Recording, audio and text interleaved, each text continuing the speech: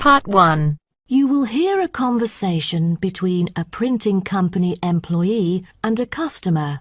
First, you have some time to look at questions 1 to 5.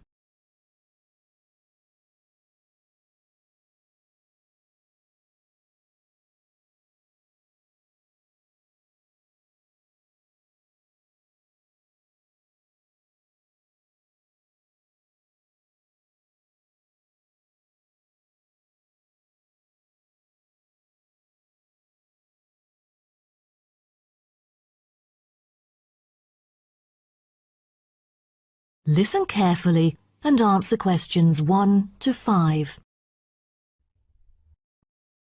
Good afternoon. Welcome to Matrix Printing. I'm John Smith. How can I help you? Good afternoon. I'm here to reprint a brochure for our hotel. There are some pages that need revising. Sure. How may I address you? Oh, I'm Mary Jane from Central Hotel Chains. Nice to meet you. I've got samples of the previous version. I assume it is your company's advertising brochure. Yes. What exactly is the problem? Well, it was printed the year before, so some of the information is already out of date. There are also a couple of problems with the layout. Firstly, the letters of the address on the front page are far too small. It's hard to see when glancing at the cover. How big do you need it to be? Increase the letters by 3 font sizes. Just a minute. Let me take notes of your requirements. Okay. What else needs changing? The information regarding the pool should be deleted because it is currently under renovation and is not available. So, all of the relevant descriptions on page 2 should be removed? What do we replace it with? We can't just leave the whole page blank. Just fill it in with the introduction of our newly opened gym. I've included all the relevant information here in this flash drive. Let me check. I see. No problem then. What is also bothering us is that the description under the top photos on page 4 is incorrect. The word lounge needs to be replaced with reception. Fully noted. Is that all? No, there is more. Turn to page 5. We feel that showing merely the picture of our exterior and interior decoration does not fully represent the appeal of our hotel. On second thought, we've decided to use a picture with the view of the hotel. Do you have the original copy of the picture? Yes, it is also enclosed in the flash drive. Okay. We'll re-edit the whole layout of the photos. Great. Before you hear the rest of the conversation, you have some time to look at questions 6 to 10.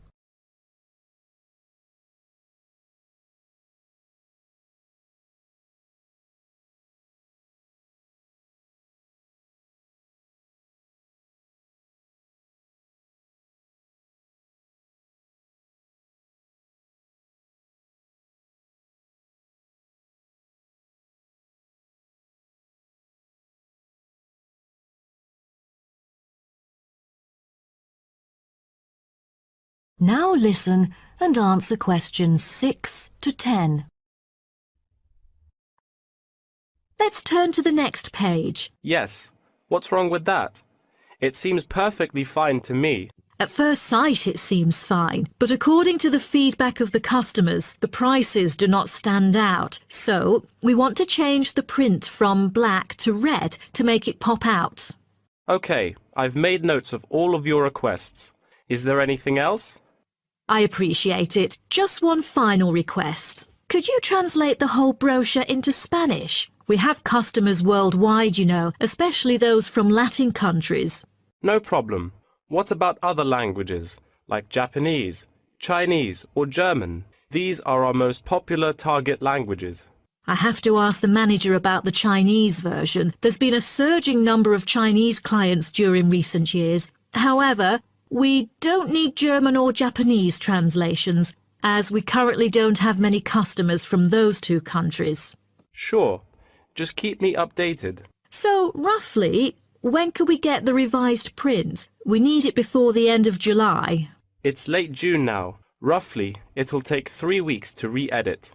so it will definitely be ready before the deadline. Great. To where shall we send the samples? The address is number 9 Green Drive, Clifton, NY 21300. How do you spell Clifton? CLIFFTON, Clifton.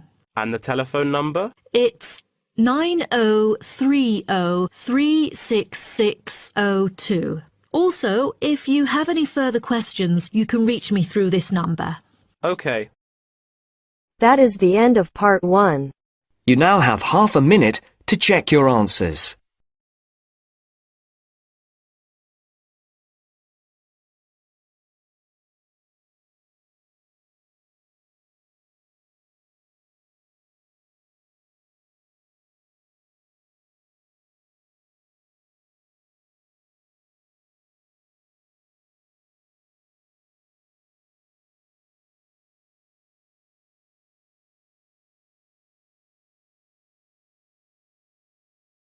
Now turns to part 2. Part 2. You will hear a talk about the history of a poetry award. You have 30 seconds to look at questions 11 to 15.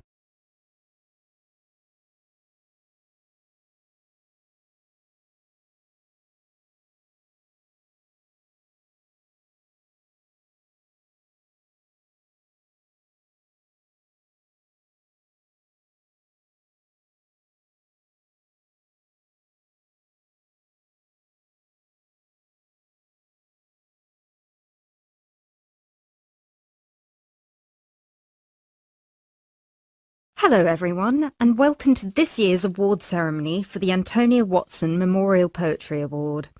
As with previous years, the competition has been particularly fierce and we received numerous excellent entries, so it's an incredible achievement for our 3 finalists who are sitting here amongst you, and we should congratulate them all. However, as with every competition, there can unfortunately only be one winner, and we will be announcing them shortly. Before we do, though, a few words about the award itself. As most of you know, the Antonia Watson Memorial Poetry Award has been presented annually since 2010 and was presented biannually for 2 more competitions prior, once in 2008 and once in 2006. It is entirely funded by Antonia Watson's very generous parents, who offer £1,500 to the author of the best poem on a topic announced at each previous award ceremony, as well as £500 to the first runner-up and £250 to the second, bringing the total up to £2,250. Now, a few words on Antonia Watson herself, without whom none of us would be standing here today. I briefly knew Antonia while at university, where we were flatmates for a year, and I'm afraid that any speech I give will not be able to do her justice, as she was the kindest, sweetest person I've ever met. Thankfully, this part of my speech was written with the assistance of one of her siblings, Thomas Watson, who was not only her brother, but also her best friend.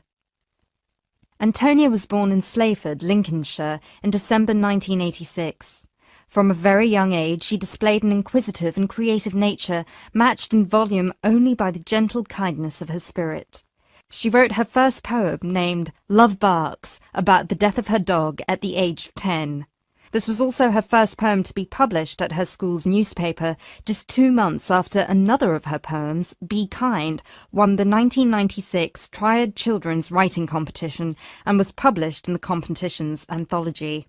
While her early forays into poetry were crowned with impressive success, Antonia unfortunately ceased to write for a few years following the death of her very dear grandfather, Peter William Watson, in 1999. You now have 30 seconds to look at questions 16 to 20.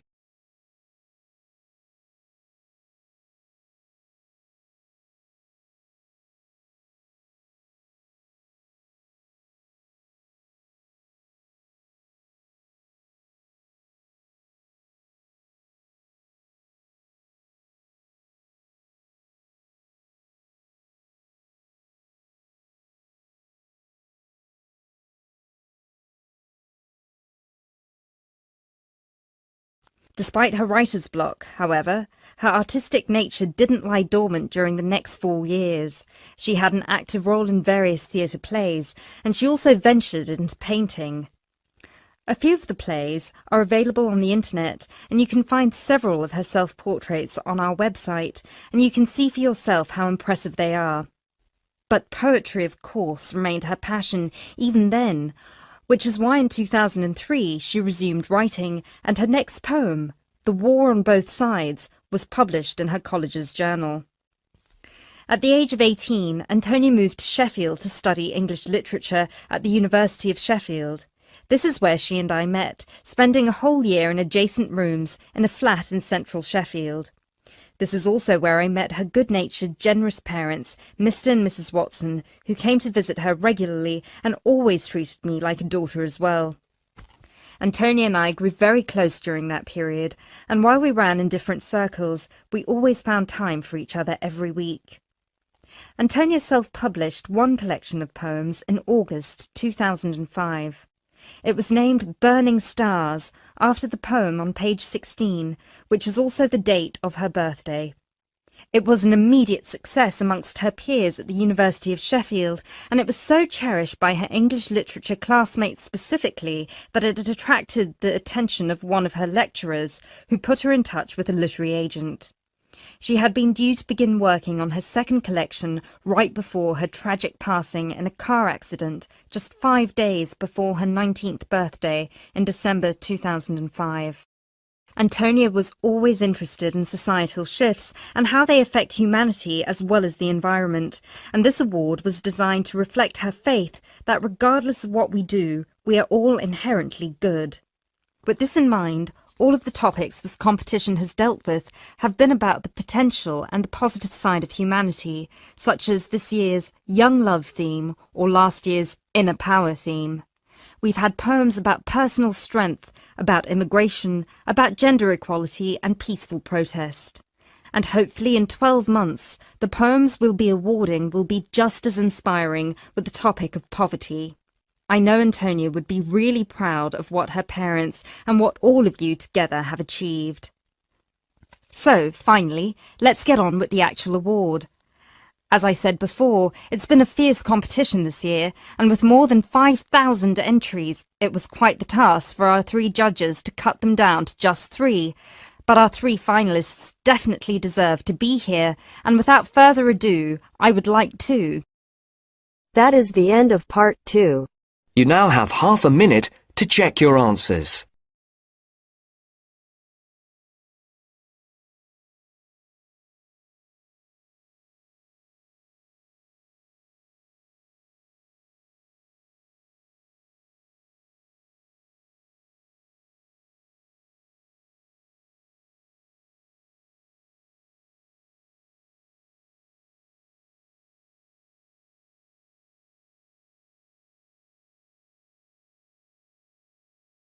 Now turns to part 3. Part 3. You'll hear 2 students talking about different aspects of their university. First, you have some time to look at questions 21 to 26.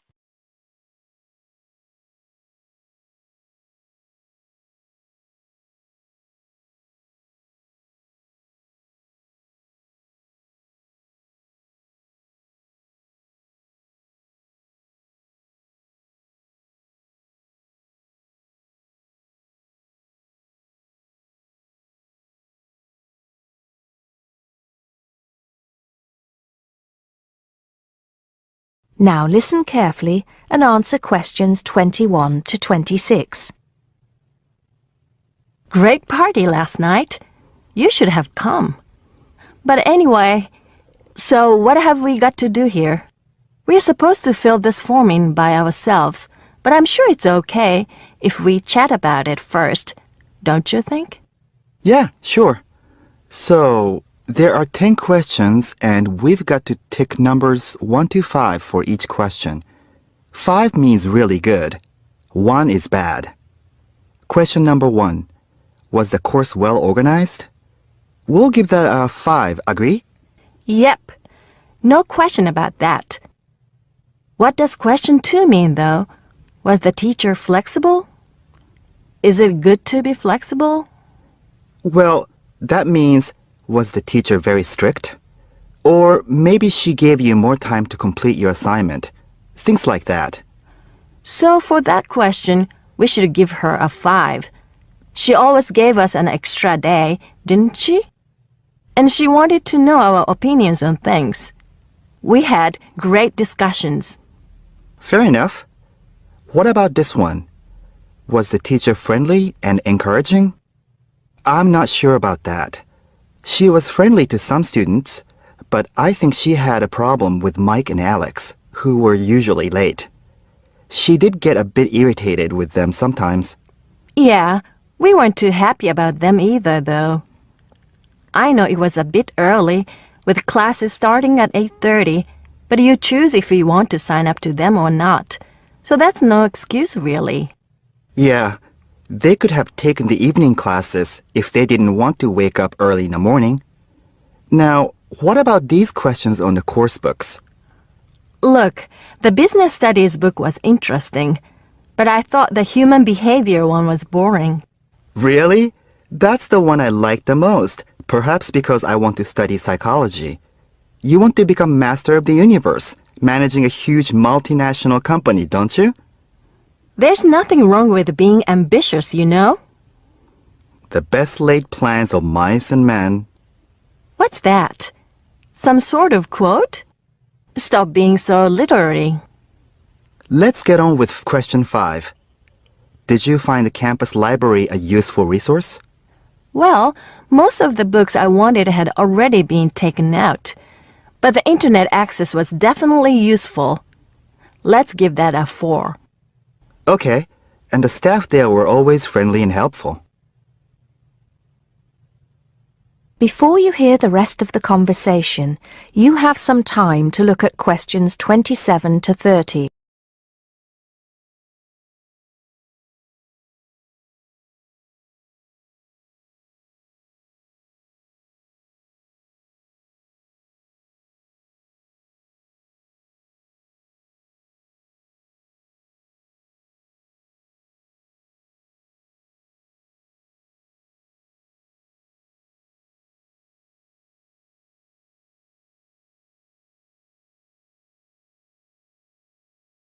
Now listen and answer questions 27 to 30.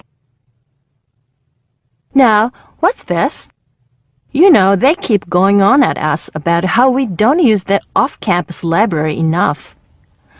I suppose this question is to test if we know where things are there. So here's a plan of the library. You use it more than me. I've only been there once, actually. You tell me. Right. So as you go in, the librarian's desk is on your right. Directly opposite is the section for new publications, new books the college has acquired. Some of them are actually written by our own teachers, interestingly enough. Then there's lots of seating and the computers. Behind that, we've got the periodicals, newspapers and magazines. And that's before the reference section, you know, with the books you can't take out. Dictionaries and encyclopedias? That sort of stuff. Now, I do know where the management section is. It's right at the end on the left, isn't it? Just before the stairs up to the lecture theater. No. Sorry. Management and business studies, along with marketing, are all, as you said, at the back, but on the right. Oh, so what's on the left then? That's the fiction section, or literature. Now, if you want to photocopy something, where do you go? I think I remember. Isn't it one of the rooms after the entrance on the right? Yeah. It's between the multimedia room and the seminar room. They're all behind the librarian's desk. What about the toilets? For those, you have to go downstairs. That's where the computer studies section is too, for some reason. Let's get on with the next question. The end of part 3. You now have half a minute to check your answers.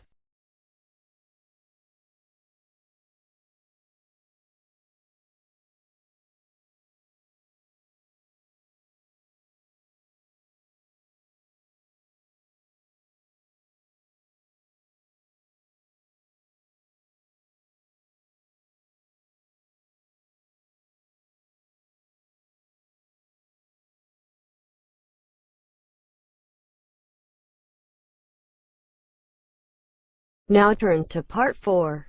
Part 4. You will hear a talk on the history of football in Great Britain in the 19th century. First, you have some time to look at questions 31 to 40.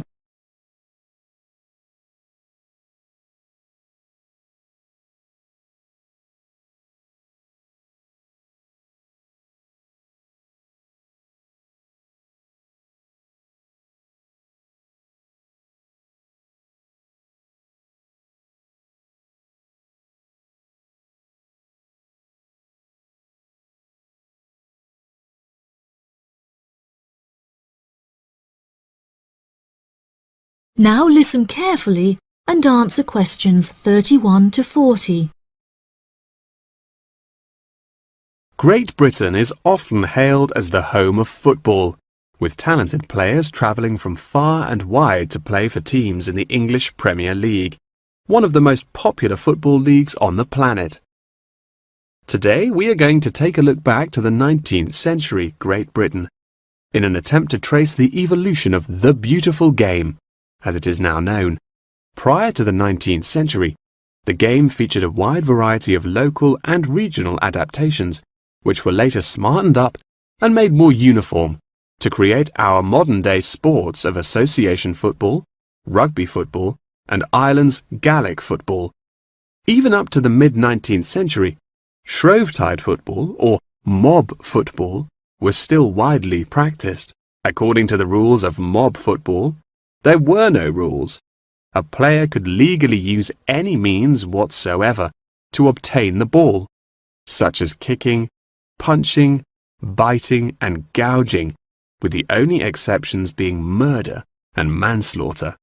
These games may be regarded as the ancestors of modern codes of football, and by comparison with later models of football, they were chaotic and had few cooperation. Towards the latter end of the 19th century and moving into the early part of the 20th century, however, there appeared a newfound emphasis on moral values in football. Perhaps a more modern example of this can be seen in John Terry's suspension as England captain, following reports of his infidelity to his wife. Furthermore, as mob football died away, there grew a greater concern for players' health and general well-being, with many clubs affording their top players access to frequent medical checkups and treatment. Despite the presence of Great Britain's unique state-funded National Health Service, football clubs are still seen today providing team members with state-of-the-art healthcare facilities, with the top clubs even housing their own specialist doctors and physicians.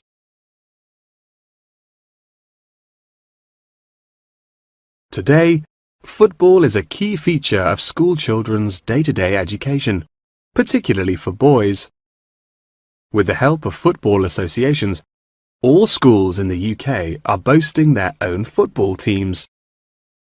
This mainly comes as a result of pressure put on schools and the government by concerned parents, who felt that football education taught their children valuable lessons and indeed vital life skills, such as teamwork and a drive to succeed. Nowadays, many of the UK's top football clubs provide training facilities and outreach programs in an attempt to educate the nation's aspiring youths. As I previously mentioned, it was only during the 19th century that football in its uniform concept truly began to emerge, with footballers previously playing according to their own versions of the rules. However, it was not until the early 20th century that different players actually began to play according to these standardized rules. Prior to the 19th century, football was played by all the major English public schools, including the likes of Eton College, Winchester College, and Harrow.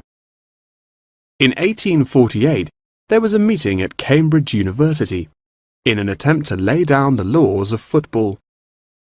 Present at the meeting were representatives of each of these major public schools, whom each brought a copy of the rules enforced by their own individual school's rules of football. The result of the meeting was what is now known as the Cambridge Rules, thereby uniting the rules from across the country into one simple document.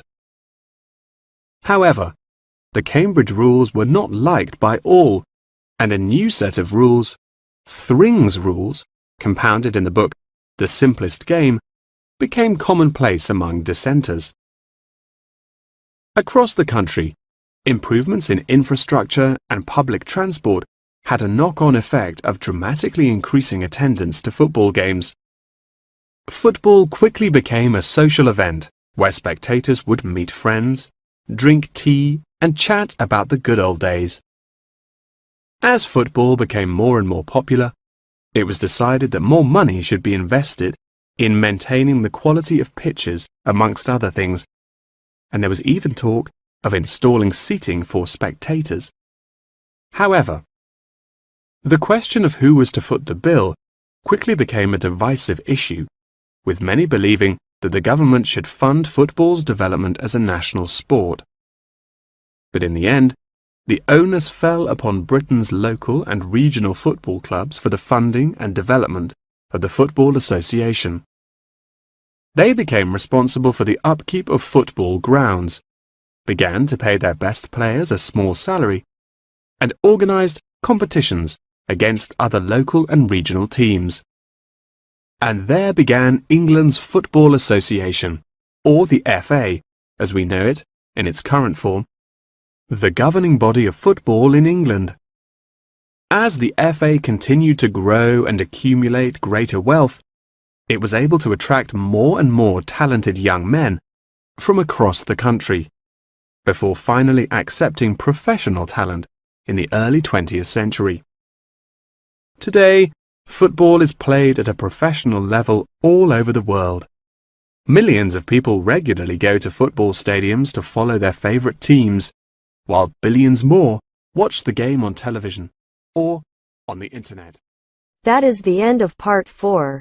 You now have half a minute to check your answers.